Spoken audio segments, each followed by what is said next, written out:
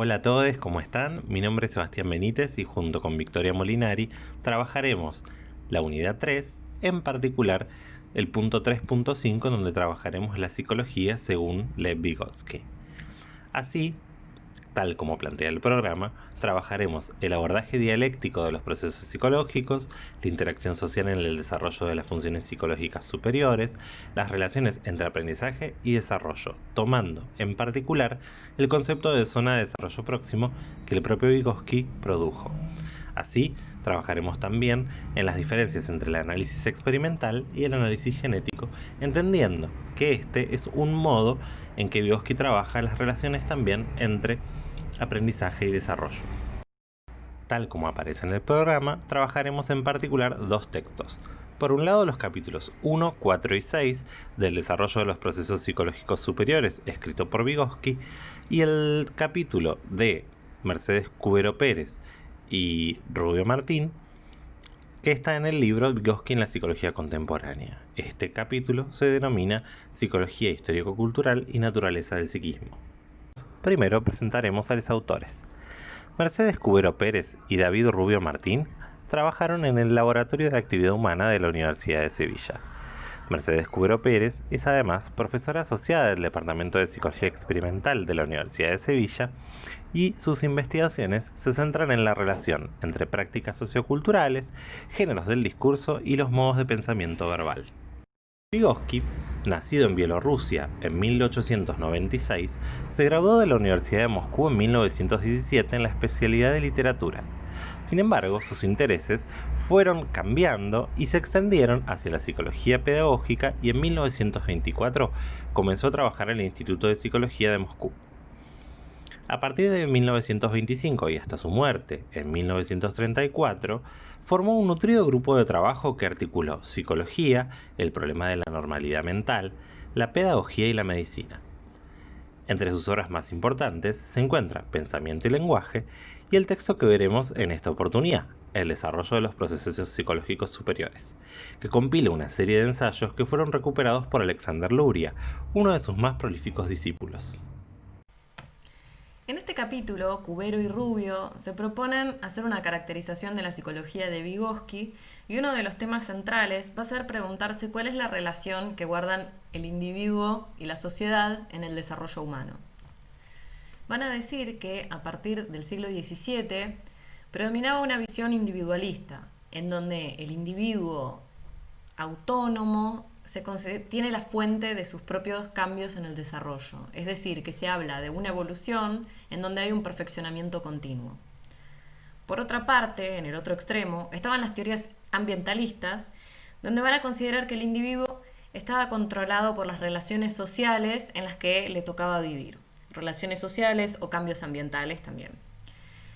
Y por otra parte, estaba la perspectiva sociohistórica, en donde podemos ubicar los desarrollos de Vygotsky, en donde se trata de una lectura no individualista que incorpora como el objetivo de la psicología a los factores socioculturales y al mismo tiempo a un individuo activo en su desarrollo que es capaz de reflejar su propia idiosincrasia, es decir, sus propias particularidades. Es muy importante mencionar la influencia que tuvo el marxismo en este pensamiento, ya que a partir de eso se hace sumamente importante el problema del determinismo sociohistórico sobre el psiquismo humano. Uno de los puntos centrales que podemos señalar en la psicología de Vygotsky es que para él las respuestas individuales surgen de las formas de vida colectiva. Es decir, que considera que la dimensión individual de la psicología deriva de la dimensión social. A partir de ello, los autores van a postular 4 pilares fundamentales de la psicología histórico-cultural: el método genético, el origen social de los procesos psicológicos, el carácter mediado de los procesos psicológicos y la acción mediada como unidad de análisis. A continuación vamos a desarrollar un poco más estos 4 pilares. Además, vamos a ir mechando con partes del texto fuente de Vygotsky, pero nos interesaba poder relacionar los dos textos juntos. Empecemos con el método genético, es decir, el método que iba a usar Vygotsky para analizar cómo es que surgen los procesos psicológicos superiores. La clave principal es partir de una comprensión dialéctica de la relación entre la conducta humana y la naturaleza. Es decir, que entiende que la naturaleza influye en la conducta humana y a la vez el humano modifica su entorno y crea así nuevas condiciones en las que vivir y desarrollarse. Además, la base del estudio de los procesos psicológicos está en poder interpretarlos históricamente, o sea, estudiar a los fenómenos en un proceso de cambio. ¿Qué quiere decir todo esto? Que tenemos que examinar los mecanismos de génesis, es decir, del inicio, de la formación y la transformación de un determinado fenómeno hasta su estado final. Y no tenemos solamente que quedarnos en cómo se da ese fenómeno en la última fase, el último momento en el que nosotros empezamos a estudiarlo. Ahora, esta exigencia de reconstruir este proceso de desarrollo de los fenómenos psíquicos implica, a su vez, poder tener una noción específica propia de ese desarrollo. Y los autores van a marcar 3 puntos que hay que tener en cuenta. En primer lugar, se analiza desde la irregularidad, periodicidad y las transformaciones revolucionarias que se dan en el desarrollo. Es decir, que existen diferentes principios explicativos como causas de las discontinuidades del desarrollo y no es que haya una acumulación progresiva y gradual de las transformaciones que sean independientes unas de las otras. En segundo lugar, hablamos de cambios revolucionarios. Es decir, que se relacionan con cambios en las formas de mediación de los procesos psicológicos como transformaciones en los instrumentos y las estrategias que nos permiten resolver problemas. Y por último, se habla del desarrollo filogenético, histórico-cultural y ontogenético. Vygotsky pone el énfasis en el dominio ontogenético, es decir, el desarrollo del individuo, como constituyente de una vía de interrelación de más de una fuerza del desarrollo. Es decir, que en él confluyen el desarrollo filogenético y el desarrollo histórico-cultural. Ahora, ya teniendo en cuenta el método que va a utilizar Vygotsky, pasemos por un momento al capítulo 1 que tenemos del propio Vygotsky. Él va a plantear que su objetivo es caracterizar los aspectos humanos de la conducta, ¿sí? O sea, específicamente humanos, y poder ofrecer hipótesis del modo en que esos rasgos se han ido formando en la historia humana y cómo se desarrollan en el individuo en particular. Para eso va a analizar 3 cuestiones fundamentales. La primera, cuál es la relación entre los seres humanos y su entorno físico y social, algo de lo que ya estuvimos planteando. La segunda, cuáles fueron las nuevas formas de actividad responsables del establecimiento del trabajo como medio fundamental para relacionar a los seres humanos con la naturaleza y cuáles fueron las consecuencias de esa actividad. Algo de esto también ya mencionamos y justamente tiene que ver con la influencia del marxismo más directamente. Y en tercer lugar, cuál es la naturaleza de la relación entre el uso de la herramienta y el desarrollo del lenguaje. Vamos entonces al primer punto, que sería la relación de los humanos con su entorno. En primer lugar, Vygotsky va a plantear que existía un modelo botánico que consideraba la maduración como un proceso pasivo. ¿Vieron cuando hablamos del jardín de infantes? Bueno, de ahí surge la idea. Una especie de niño planta que madura por las capacidades biológicas de lo humano. Por otra parte, estaban los modelos zoológicos que planteaban que las funciones psicológicas superiores eran una continuación directa de los procesos animales, y ahí va a ubicar el ejemplo de la inteligencia práctica. Sin embargo, la posición de Vygotsky y de sus colaboradores era que la inteligencia práctica era específicamente humana, es decir, que no se encontraba del mismo modo en los animales. Y va a plantear esto porque para Vygotsky en ese acto inteligente había lenguaje. Entonces aparece el acto simbólico como función organizadora. Es decir, que había una integración del lenguaje y del pensamiento práctico. A partir de esto, entonces lo que va a plantear el autor es que el momento más significativo en el desarrollo intelectual es cuando el lenguaje y la actividad convergen. Y la conclusión que va a sacar es que antes de dominar su propia conducta, el niño comienza a dominar su entorno con la ayuda del lenguaje. Es decir, que empezar a pensar o empezar a hablar posibilita nuevas relaciones con el entorno y una nueva organización de la propia conducta del niño. Dentro del segundo punto que habíamos señalado, que era el trabajo como medio fundamental para relacionar a los seres humanos con la naturaleza, vamos a pensar al uso de la palabra para la creación de un plan de acción específico. Es decir, que la palabra aparece como si fuera una herramienta. Y en este sentido, Vygotsky iba a decir, por ejemplo, que primero el niño usa herramientas específicas que tenga al alcance de su mano, pero que después las va a empezar a usar como búsqueda de estímulos para una acción futura. Es decir, que las acciones prácticas de un niño que ya puede hablar son menos impulsivas y espontáneas. ¿Por qué? Porque puede empezar a pensarlas. ¿Y cómo puede empezar a pensarlas? Gracias a la incorporación del lenguaje. Esto da como resultado, como conclusión, que el lenguaje controla el comportamiento del niño. Ahora que empezamos a hablar de la relación del lenguaje y el individuo y cómo el lenguaje organiza la acción, volvamos un momento al capítulo de Cubero y Rubio y a los 4 pilares que ellos planteaban. Específicamente, pasemos al segundo pilar, que era el origen social de los procesos psicológicos. ¿Qué significa esto? Ellos van a plantear que entender al individuo exige entender antes las relaciones sociales en las que este individuo se desarrolla.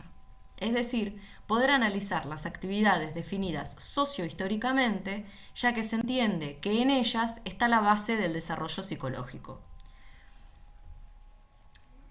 Sumado a esto, van a plantear que la historia sociocultural va a ser el motor del desarrollo humano.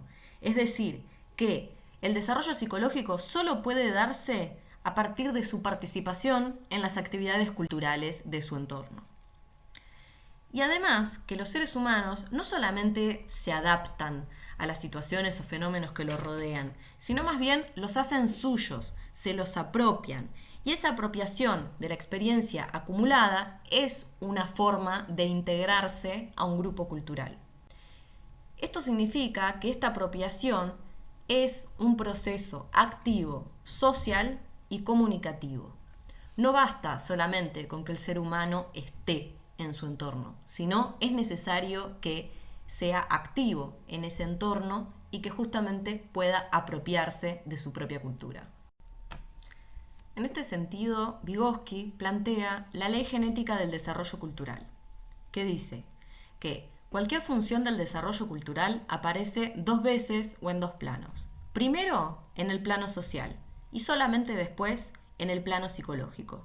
Es decir, primero aparece entre las personas como una categoría interpsicológica, para después aparecer en el niño como una categoría intrapsicológica, es decir, adentro del niño. Las relaciones sociales o relaciones entre personas subyacen genéticamente a todas las funciones superiores y a sus relaciones. Es decir, lo que planteábamos antes. Primero, socialmente, eso subyace a lo que después va a ser psicológico. Entonces ahora volvamos al capítulo de Vygotsky. Y vamos a pasar al tercer punto que él planteaba, que era la relación entre el uso de la herramienta y el desarrollo del lenguaje. ¿Qué va a decir él? Va a decir que el lenguaje egocéntrico, es decir, la conversación que el niño tiene consigo mismo, por así decirlo, es la base para el lenguaje interior, estas categorías intrapsicológicas que veíamos recién. ¿Y qué dice? Que cuando los niños descubren que no pueden resolver una situación, piden ayuda. El mayor cambio en el uso del lenguaje como herramienta se da cuando el lenguaje socializado se interioriza. Es decir, aquello que estaba pasando interpsicológicamente, es decir, lenguaje socializado, se interioriza. Es decir, pasa a ser intrapsicológico. Y acá hay una regla muy sencilla. Primero, el lenguaje acompaña a la acción, es decir, que es provocado por la actividad. Básicamente, el niño, mientras hace algo, lo narra. Y en segundo lugar, el lenguaje precede a la acción, es decir, que el niño antes de hacer algo lo piensa. ¿Qué pasó? El lenguaje pasa a organizar la acción, como veíamos antes, es decir, que ahora el niño puede planificar. Vygotsky va a poner un ejemplo muy sencillo que tiene que ver con el dibujo. Primero el niño dibuja y después dice lo que es o dice lo que es mientras está dibujando. Y después, por ejemplo, dice voy a dibujar un sol y efectivamente dibuja un sol o algo que se le parezca. Esto para Vygotsky es muy importante porque además permite plantear algo que es exclusivamente humano. Como en los monos no existe este lenguaje, entonces acá es donde podemos volver a esta hipótesis de que la inteligencia práctica es exclusivamente humana justamente porque tiene lenguaje. Entonces, la mezcla del lenguaje y la acción tienen una función muy específica, que es esta función organizadora. Pero también hay algo que es muy importante, que es que en los primeros días del niño sus acciones adquieren un significado específico en un sistema de conducta social, es decir, que no se dan en un vacío, están insertas en una cultura. Y el camino que va del niño al objeto y del objeto al niño pasa a través de otra persona. Es decir, que ahí podemos ver cómo se vinculan la historia individual con la historia social. Volvamos ahora al texto de Cubero y Rubio. Estábamos en la parte del origen social de los procesos psicológicos. Bueno, ¿cómo es que se dan estas interacciones sociales que después se interiorizan y pasan a ser individuales? En primer lugar, en un plano microsocial.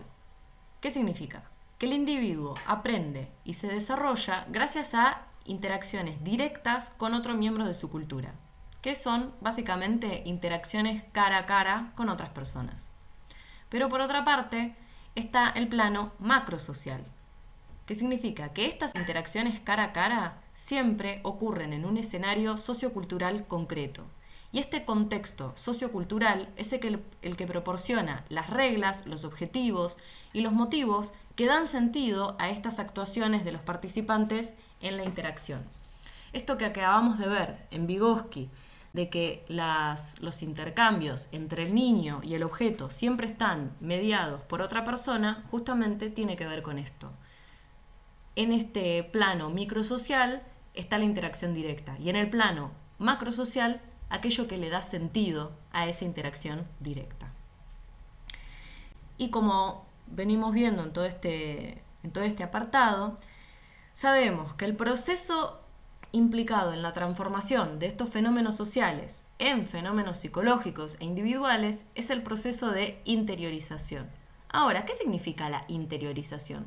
¿Es una copia de lo exterior en el plano interior? No, no es simplemente una copia. Es una reconstrucción a nivel intrapsicológico de una operación interpsicológica. Recordemos lo que veíamos hace un ratito de la cuestión de la apropiación activa. No es una mera copia, sino que justamente se produce una reconstrucción y una transformación de eso que se aprende socialmente. Tal como Victoria mencionó anteriormente, a partir del texto de Mercedes Cubero Pérez y David Rubio Martín, volveremos también al texto fuente, que es el texto de Vygotsky. En el capítulo 4, entonces, desarrolla de modo mucho más puntual la ley genética del desarrollo cultural. En este punto, esta ley, que sirve para entender cómo se desarrollan las funciones psicológicas superiores, presenta el proceso de internalización, que consiste en una serie de transformaciones. En primer lugar, una operación que inicialmente representa una actividad externa, se reconstruye y comienza a suceder internamente. Nuevamente, hacemos foco en el proceso de reconstrucción, ya que no es una mera copia de lo que sucede en el proceso interpersonal. Por eso, como bien dice Vygotsky, un proceso interpersonal se transforma en otro intrapersonal o interno. Esta transformación es el resultado de una prolongada serie de sucesos evolutivos. Esto quiere decir que esas transformaciones llevan tiempo y, por supuesto, dependen de la actividad de los seres humanos. Esta actividad, como veremos a continuación, va a implicar la reconstrucción de la actividad psicológica en base a las operaciones con signos, por lo cual podemos decir que los procesos psicológicos, en particular las funciones psicológicas superiores, se reconstruyen culturalmente a través del uso de signos. Es por ello que lo que denominamos actividad mediada o mediata es sumamente importante para entender el proceso de formación de las funciones psicológicas superiores. El tercer pilar que plantean Cubero y Rubio es el carácter mediado de los procesos psicológicos, que básicamente significa que existe una mediación instrumental del pensamiento, y este es el aporte más original del marxismo a la psicología histórico-cultural. Los orígenes de este pensamiento provienen de la tesis de Engels sobre la mediación a través de las herramientas. ¿Qué significa esto? Que a través del uso de herramientas el humano regula y transforma la naturaleza y con eso se transforma a sí mismo. Un poco lo que veíamos antes, específicamente en el texto de Vygotsky, cuando planteaba la relación entre el humano y la naturaleza y cómo las herramientas transforman la naturaleza y en ese proceso también al ser humano. Bueno, ahora, ¿cómo es este uso de herramientas? Bueno, los instrumentos psicológicos o los signos sirven para desarrollar las funciones psicológicas. Los signos, al igual que las herramientas materiales, son artificiales, tienen un carácter social. Nosotros, los humanos, decidimos qué objetos pasan a ser herramientas a partir de la función que cumplen. Y los signos, es decir, en el plano simbólico, cumplen esa misma función. En este sentido, el lenguaje se convierte en un instrumento mediador fundamental para la acción psicológica. Retomando el capítulo 4 de Vygotsky, cuando él presenta la internalización, hace foco previamente justamente en cuál es el lugar que ocupa la actividad mediata o mediada.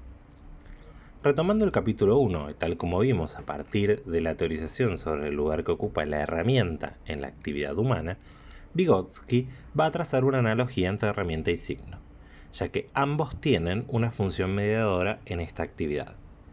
Sin embargo, el signo es un elemento que está producido por nuestra cultura y solo es aprehensible en el contexto cultural humano. Además, a diferencia de la herramienta, está internamente orientado. La herramienta, por otra parte, sirve de conductora de la influencia humana sobre un objeto de la actividad y está externamente orientada. Esto quiere decir que la utilización de las herramientas nos permite transformar la naturaleza. En cambio, la utilización del signo nos permite transformarnos a nosotros mismos. Cabe aclarar que pensando la relación dialéctica en donde Vygotsky se planta, justamente la transformación de la naturaleza también nos permite transformarnos a nosotros mismos en ese proceso. El último punto de Cubero y Rubio es la acción mediada como unidad de análisis. Los autores consideran que no todo fenómeno puede ser pensado como una unidad de análisis adecuada. Para hacerlo, tiene que mantener y reflejar todas las propiedades básicas del conjunto del que parte para constituirse como un sistema integrado y unificado, más pequeño y con sentido propio. Es decir, que en un solo concepto, podríamos decir, tiene que verse reflejado todos los aspectos importantes de una teoría. Para Vygotsky, la unidad de análisis era el significado de la palabra, porque para él permitía adentrarse en la estrecha relación existente entre el pensamiento y el lenguaje. Sin embargo, los teóricos histórico-culturales optaron por la acción mediada como unidad de análisis. En principio, se le critica a Vygotsky que el significado de la palabra no incluye aspectos como el afectivo y el volitivo. El volitivo tiene que ver con la voluntad del individuo, que es lo que quiere hacer. Tampoco parece que sea adecuada para dar cuenta de las relaciones entre la línea natural y cultural del desarrollo. La acción mediada, en cambio, engloba simultáneamente a la dimensión individual y a la sociocultural de la vida humana. La individual porque se lleva a cabo desde la conducta particular, es decir, cada uno tiene sus propias acciones. Pero también social porque refleja las formas de conducta organizada y definidas históricamente. Y además Porque, como vimos a lo largo de este video, porque se adquiere a través de la interacción social. Presentadas las bases teóricas para entender el desarrollo de los procesos psicológicos superiores, en el capítulo 6, Lev Vygotsky va a trabajar cómo se han desarrollado a lo largo de la historia una serie de debates para entender la relación entre aprendizaje y desarrollo. Para poder llevar a cabo este debate, debemos recuperar el papel que tiene la actividad mediada y la internalización. Así, en principio, él va a presentar 3 teorías que han trabajado el tema pero sin resultados satisfactorios desde su perspectiva. En primer lugar, la perspectiva piagetiana, que, según Vygotsky, sostiene que el desarrollo es independiente del aprendizaje, ya que van a ser los logros del desarrollo aquellos que definan lo que podemos aprender. En segundo lugar, va a presentar la perspectiva de James, que va a plantear que el desarrollo va a coincidir punto por punto al aprendizaje. ¿Por qué? Porque lo que vemos aquí es cómo una serie de mecanismos que nosotros construimos a lo largo del desarrollo en realidad se asemejan al aprendizaje, teniendo en cuenta que el aprendizaje es pensado como la formación de hábitos. En tercer lugar, va a plantear la perspectiva de Kafka, que, por otro lado, va a sostener que ambos procesos son interdependientes, que son interactivos y que están mutuamente determinados. En ese punto, el proceso de maduración prepara y posibilita el aprendizaje, mientras que el aprendizaje es un proceso que estimula y hace avanzar la maduración, o sea, el desarrollo. Nuevamente, si tenemos en cuenta la noción de internalización y el lugar que ocupa la actividad mediada, podemos ver que estos 3 modelos no son satisfactorios para el modelo que Vygotsky propone construir. Así, este nuevo modelo, basado en la ley genética del desarrollo, va a sostener, por el contrario, que es el aprendizaje el que va a definir los logros y los límites del desarrollo.